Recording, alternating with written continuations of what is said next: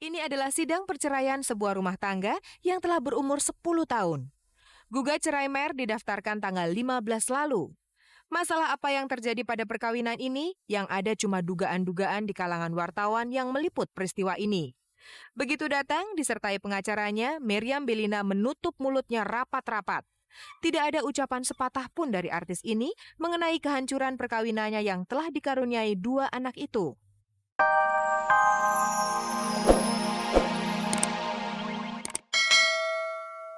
Seperti apa sih sabotase yang pernah menimpamu, Paul? Ketika itu gini, saya diikat dengan straight jacket, jaketnya Houdin itu, jaket orang di rumah sakit jiwa. Saya digantung upside down dan dibakar talinya. Dan ketika itu kru saya mungkin disuap atau gimana, dan di lock sayanya, nggak bisa buka.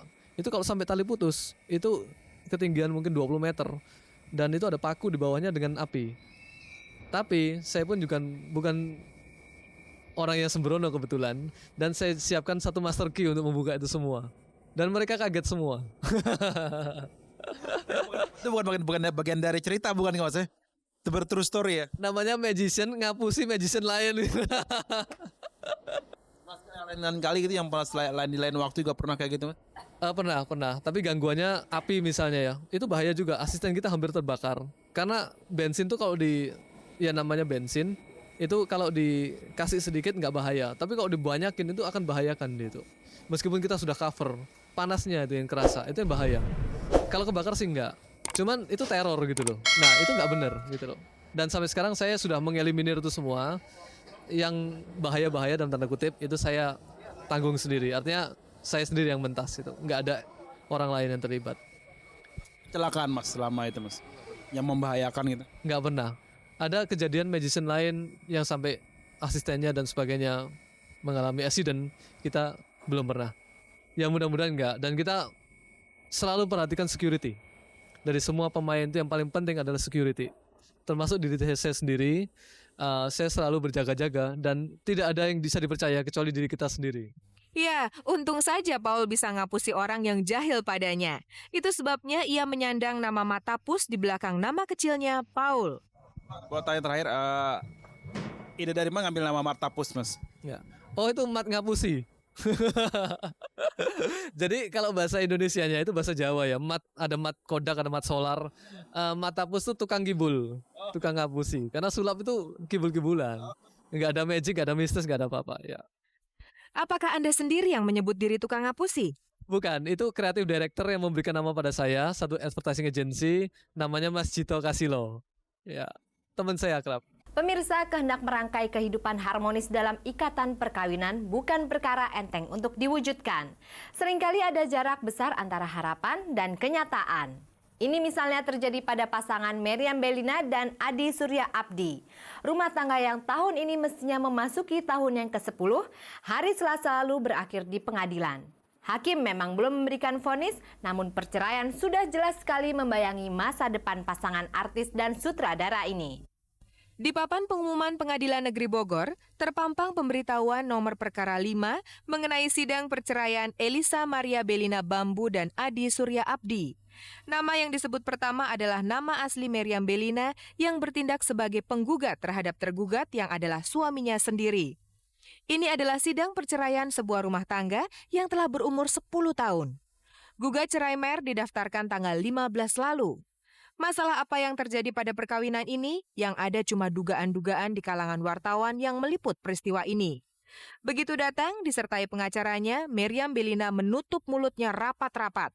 Tidak ada ucapan sepatah pun dari artis ini mengenai kehancuran perkawinannya yang telah dikaruniai 2 anak itu. Sambil menunggu datangnya hakim, Mer dikerumuni wartawan. Sungguh sebuah pemandangan yang aneh, karena tidak ada wawancara, sehingga kesannya Mer sedang menjadi tontonan.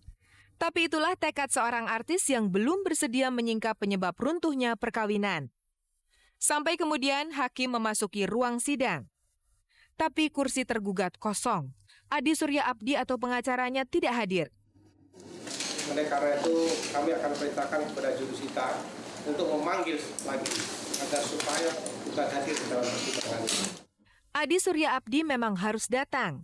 Tanpanya hakim tidak bisa membujuk pasangan suami istri ini untuk rujuk kembali. Maka sidang pertama ini ditunda. Keluar dari ruang sidang, Meriam Bellina tetap membisu.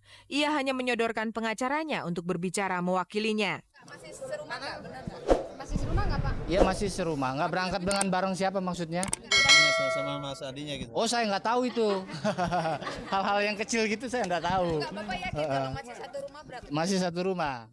Tapi kalau Meriam Bellina tidak membuka penyebab perceraiannya, maka rumor yang berkembang justru akan menyudutkan Mer sendiri. Itu keinginan dari klien saya Mer, bahwa dia menganggap itu merupakan rahasia pribadi bagi dia, sehingga itu sangat privasi. Oleh karena itu saya selaku kuasa hukumnya, kalau dia menganggap itu sebagai sangat privasi harus menjaganya. Bulan Oktober lalu, keretakan perkawinan Meriam Bellina dan Adi Surya Abdi mulai terkuak. Dasat Yusuf, pengacara ini, berusaha untuk mencegah perkembangan yang lebih buruk. Ia berupaya suami istri itu bisa menata kebersamaannya lagi. Namun rupanya, keadaan sudah sedemikian jelek. Sampai akhirnya Mer mendaftarkan gugat cerainya pertengahan bulan lalu. Kalau nanti terkabul, berarti perceraian yang kedua bagi Mer. Perceraian pertama terjadi tanggal 13 September tahun 90.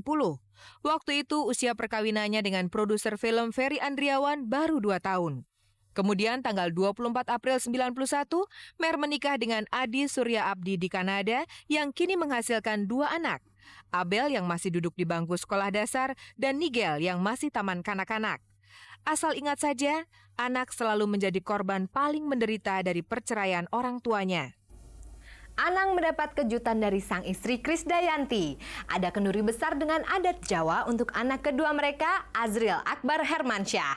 Kemudian ketika disodorkan banyak mainan, anak ini memilih alat musik.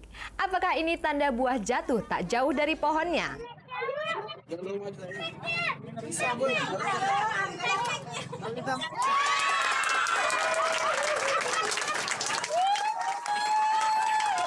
Itulah yang terjadi. Tepuk tangan hadirin pecah ketika Azril Akbar Hermansyah memilih gitar di antara benda-benda mainan lain yang disediakan di sekitarnya. Anang Hermansyah, sang ayah, dan Krisdayanti, sang ibu, tentu bersuka cita anaknya yang kedua ini memilih gitar. Jangan-jangan besarnya nanti seperti Anang. Ya, enggak. Ya aku seneng-seneng juga sih dia mau jadi seniman, ya aku seneng. Krisdayanti tentu senang kalau anak laki-lakinya ini nanti jadi gitaris yang hebat. Itu harapan seorang ibu yang kebetulan penyanyi terpandang saat ini. Kalau aku percaya, ya mungkin ya itu naluri aja ya. Terus, tapi siapa yang tahu gitu loh. Nggak ada yang ngajarin, apa mungkin karena itu bentuknya besar dia pilih. Tapi mungkin itu bentuknya besar, tapi yang kedua dia pilihnya beras. Ya mungkin dia makan dengan gitar nanti. Acara ini terjadi pekan lalu di rumah orang tua Krisdayanti. Dalam adat Jawa, ini disebut tedak siten. Sebuah upacara tradisional untuk menandai seorang bayi yang sebentar lagi diharapkan bisa berjalan. Semula Anang sempat terkejut. Ia tidak tahu akan ada acara ini, karena Yanti sengaja tidak memberitahunya. Ya beginilah istriku itu.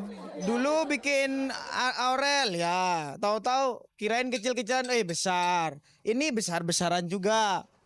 Ya begitulah dia.